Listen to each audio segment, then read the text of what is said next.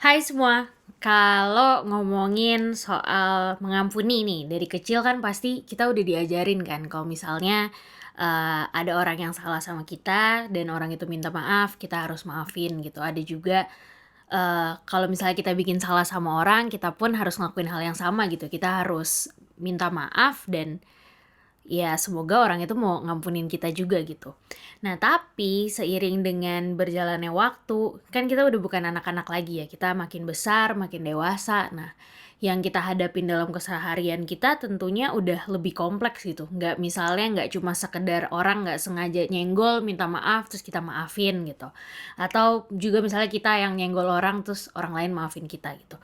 Seiring berjalannya waktu, apa yang kita hadapin lebih kompleks, ada momen-momen, ada kala yang akhirnya ngebuat kita butuh effort lebih gitu untuk kalau kita yang salah untuk kita minta maaf, atau juga kalau ada orang yang salah sama kita, untuk kita akhirnya bisa ngampunin mereka gitu. Eee, Emang sih, apa ya, itu tergantung juga sih sama kasusnya apa gitu. Ada untuk hal-hal yang emang berat bener-bener butuh waktu, bener-bener butuh proses yang lebih panjang gitu untuk seseorang akhirnya bisa memaafkan gitu. Jadi kita sebagai orang luar ataupun kalau misalnya kita nggak bisa gitu yang menyamaratakan segala sesuatunya, terus yang apa ya, langsung bilang, "Nggak bisa, lo harus maafin dia, nggak bisa, lo harus ini, harus itu," gitu.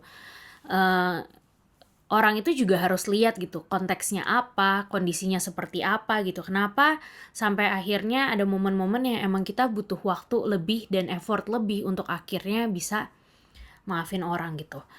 Kalau kita searching-searching di Google atau mungkin di YouTube atau bahkan mungkin dengar dari firman dan dari segala macam lah, selalu dibilang kalau kita maafin orang tuh banyak banget manfaatnya untuk diri kita sendiri gitu. Sering banget dibilang kalau kita ngampunin orang itu sama aja kita ngampunin diri kita sendiri. Juga dibilang kalau misalnya kita ngampunin orang itu juga ngebuat kita terbebas dari beban itu sendiri gitu. Tapi ya balik lagi, untuk case tertentu tidak semudah itu seseorang atau bahkan kita untuk bisa sampai ke kesimpulan tadi gitu, untuk sampai ada di titik di mana kita bisa menerima dan berdamai dengan keadaan dan orang yang berkaitan itu kan. Mmm, ini gue mau ceritain sedikit pengalaman gue, bukan pengalaman yang menyenangkan sih, tapi eee, gue sebagai orang yang sering banget dibilang tipenya menghindari konflik gitu. Akhirnya untuk gue bisa ada di satu kondisi yang ngebuat gue ngerasa sekecewa ini pun gue nggak pernah nyangka gitu. Jadi ketika gue ada di kondisi seperti itu, gue sempet ada di masa-masa yang gue lost, gue nggak tahu harus seperti apa, karena gue bener-bener nggak pernah expect gue akan ada di kondisi seperti itu gitu. Sekilas ceritanya, gue dulu punya sahabat yang dekat banget, yang deketnya tuh nggak di mulut doang gitu, nggak cuma bilang iya gue deket sama dia gitu, tapi ini bener-bener deket banget, yang apa ya, deketnya mungkin bisa dibandingin gue lebih deket sama orang ini gitu dibanding sama kakak gue sendiri gitu. Pokoknya ngapa-ngapain sama teman gue ini, eh, nangis-nangis, seneng-seneng, susah, seneng, apalah masa-masa transisi dari zaman dulu sampai sekarang tuh semua lewatinnya bareng-bareng gitu. Gue sahabatannya nggak yang cuma setahun 2 tahun, yang bener-bener bertahun-tahun, yang sampai udah tahu, mungkin udah tahu jelek-jeleknya dia yang orang lain nggak tahu, dia juga udah tahu jelek-jeleknya gue yang orang-orang nggak tahu gitu. Udah sedekat itu gitu. Dan selama bertahun-tahun kita sahabatan ya sama gitu kayak orang-orang yang punya hubungan, mau hubungan pertemanan, hubungan dengan pacar, dengan keluarga, pasti ada momen yang salah satunya mengecewakan dan yang lainnya harus maafin gitu. Itu pun terjadi di hubungan persahabatan gue gitu. Ada momennya yang gue ngecewain dia, gue harus minta maaf dan dia harus berbesar hati maafin gue, dan juga ada momen yang dia ngecewain gue dan gue harus berbesar hati juga untuk maafin dia gitu. Sampai ke satu titik yang mengejutkan ini gitu. Ada satu titik di mana uh,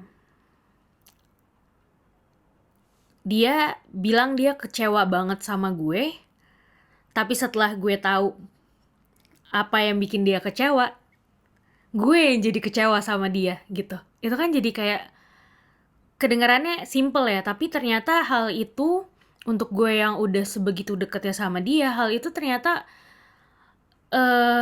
ngasih luka yang begitu luar biasa gitu. Bener-bener ngecewain gue sampai kalau misalnya orang patah hati deh, kayak gila gue sakit banget nih, kayak ada lobang di hati gue. Nah itu gue ngerasain tuh yang kayak gitu tuh. Bener-bener sakitnya bukan cuma di emosi doang, di jiwa doang, tapi secara fisik pun gue sampai ngerasa sakit gitu. Karena gue bener-bener ngerasa kayak, apa ya, gitu sih, kecewanya tuh bener-bener yang gede banget over something yang sebenarnya nggak gue expect bisa menimbulkan kekecewaan yang sebesar itu gitu. Dan butuh waktu yang sangat panjang untuk akhirnya gue dan dia bisa sama-sama berdamai dengan proses yang kita lewatin itu gitu. Untuk dari cuma sekedar kejadian mengejutkan itu ke momen dia minta maaf dan gue minta maaf sih emang gak lama-lama banget gitu. Paling ya cuma beberapa saat gitu. Tapi setelah kita saling minta maaf pun gue bisa tahu dan apa ya, berasa gitu kalau maafnya tuh cuma sampai mulut gitu. Maafnya dia mungkin cuma sampai mulut, dan gue maafin dan gue minta maafnya juga cuma sampai mulut gitu. Gue nggak ngerasa damai di dalam hati gue balik lagi gitu. Gue masih ngerasa ada kekecewaan yang besar yang belum bisa hilang gitu dari diri gue gitu.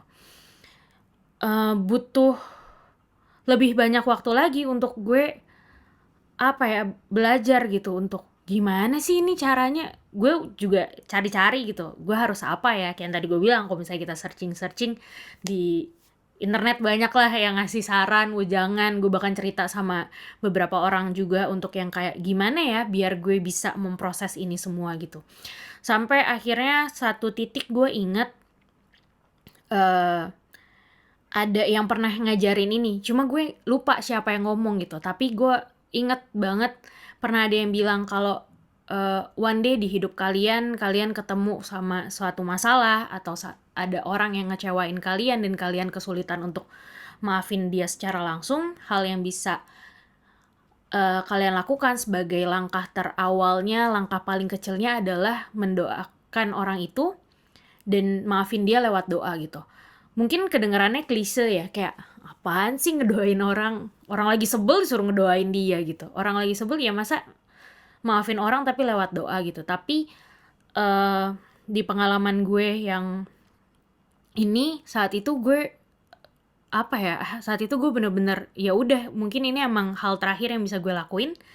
Jadi ya udah, gue bener-bener bawa dia dalam doa. Gue bilang sama Tuhan kayak, bukan berarti ini gue lebih sempurna ya, cuma maksudnya gue bilang kalau gue mau belajar untuk maafin dia, bener-bener maafin dia dalam keseharian gue mau awalin dari lewat doa gue bilang sama Tuhan gue mau maafin dia, dan gue juga minta maaf ke Tuhan kalau ternyata apa yang gue lakuin juga nyakitin hati dia gitu.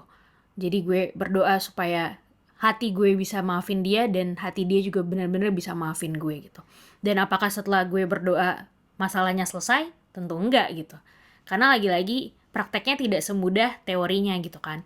Butuh puluhan doa. Gue bener-bener udah, gue nggak tahu gue berdoa berapa lama, berapa banyak kali untuk satu masalah ini doang gitu.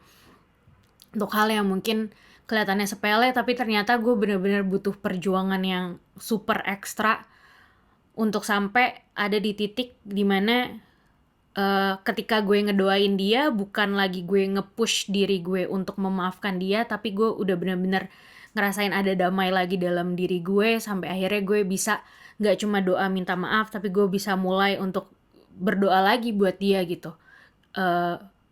Kan kita kalau ngedoain orang, ngedoain yang baik-baik ya. Puji Tuhannya ada momen dimana gue udah bisa pulih lagi, gue bisa ngedoain dia lagi, memperkatakan hal-hal yang baik, memperkatakan berkat itu untuk dia gitu. Dan setelah itu akhirnya gue bisa berdamai dengan kondisi, gue bisa berdamai dengan kenyataan, berdamai dengan diri gue sendiri. Jadi teori-teori yang tadi gue baca di YouTube itu ternyata ya benar gitu adanya gitu. Tapi itu baru benar-benar kerasa ketika emang udah ngelewatin proses yang beratnya dulu gitu. Ketika semuanya udah lewat, akhirnya gue bisa datang lagi ke dia, kita bisa ngobrol lagi, bisa sama-sama minta maaf lagi. Kedengarannya lucu ya kan, tadi udah minta maaf gitu, tapi ini benar-benar bisa minta maaf yang dari hati, yang benar-benar kalau hari ini gue bisa cerita masalah ini dengan sangat detail, bukan karena gue masih menyimpan dendam atau apapun, tapi karena ini prosesnya panjang, jadi nempel banget gitu di kepala gue, dan bukan untuk dendam, tapi buat jadi pelajaran gitu ke depannya, kalau sampai ketemu hal seperti ini lagi, gue harus seperti apa gitu. Dan dalam masa itu juga kan dari kecil diajarin tadi harus maafin gitu. Di Alkitab juga sering banget dari kecil dibilang kalau maafin orang tuh, mengampuni orang nggak bisa cuma sekali gitu. Ada dibilang 70 kali 7 kali gitu, yang benar-benar berkali-kali kita harus ampunin orang gitu. Gue juga ada dua ayat apa satu ayat gitu, pokoknya penggalan di Alkitab juga yang bilang kalau ada orang yang berbuat dosa sama kita, terus kita wajib untuk negur dia gitu. Dan kalau dia nyesel, dia minta maaf, kita harus ampunin gitu. Dan kalaupun si orang ini ngelakuin kesalahan itu 7 kali dalam sehari, dan dia datang untuk menyesali perbuatannya dia, kita pun harus ngampunin dia lagi gitu. Jadi dari situ gue lihat kalau ya emang gak ada excuse untuk gak mengampuni siapapun gitu. Walaupun memang kenyataannya, realitanya nggak semua orang bisa dengan cepat memprosesnya gitu. Biarin aja siapapun itu untuk punya waktunya sendiri untuk memproses rasanya dia dulu. Tapi eventually pasti one day dia dalam proses untuk mengampuni juga gitu. Apa ya, pokoknya jangan sampai lah rasa kesel kita yang karena berkali-kali itu ngebuat kita justru jadi benci sama orangnya gitu. Karena kan ya siapa juga sih yang dengan sengaja pengen nyakitin orang lain berkali-kali gitu kan. Sama lah kayak kita juga kan kerjaannya tiap hari minta maaf ya sama Tuhan. Nanti besok juga ada lagi hal apa yang kita lakuin yang sengaja nggak sengaja ternyata nyakitin hati Tuhan juga gitu. Ya bolehlah standar yang sama kita pakai ketika kita berhadapan sama sesama juga gitu. Kalau ada orang yang emang bikin salah, ya lakuinlah bagian kita untuk belajar mengampuni mereka juga gitu. Toh kita juga sama orang lain juga masih sering ngelakuin, ya walaupun kecil, masih sering juga ngelakuin hal-hal yang mungkin gak berkenan juga gitu kan. Dan kalau misalnya kita ternyata ada di posisi yang kita yang minta ampun tapi orang lain sulit untuk ngampunin kita, ya gak apa-apa gitu, biarkan dia berproses juga dengan dengan dirinya untuk bisa ngampunin kita. Yang penting kita udah bener-bener tulus minta maaf, ya udah biar dia yang berproses juga gitu. Jangan ada sisa-sisa dalam hati kita yang akan mengganggu kita ke depannya. Ada juga yang suka bilang kalau kita maafin orang kita harus lupain kejadiannya. Iya bener, maksudnya lebih ke jangan diinget-inget lagi gitu rasa sakitnya. Tapi kalau emang ceritanya kalian ingat terus, kalian gak bisa lupa, ya gak apa-apa. Yang penting rasa sakitnya itu yang jangan dibawa, jangan diungkit-ungkit lagi. Itu aja sih kalau dari gue. Oh, ada satu lagi sih.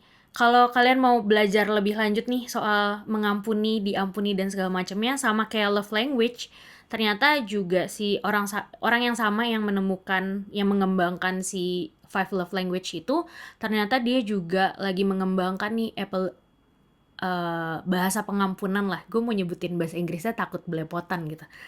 Nah, kalau kalian mau tahu lebih lanjut juga bisa cari tahu di websitenya si 5 love language itu yang ngebahas juga soal bahasa-bahasa pengampunan. Karena ternyata ada orang-orang yang ngerasa orang lain benar-benar tulus minta maaf sama dia kalau misalnya ngelakuin beberapa hal sesuai dengan kategori yang ada di web itulah. Nanti kalau gue jelasin di sini nanti jadi terlalu panjang. Mungkin kalau teman-teman tertarik bisa baca lebih lanjut lagi di sana.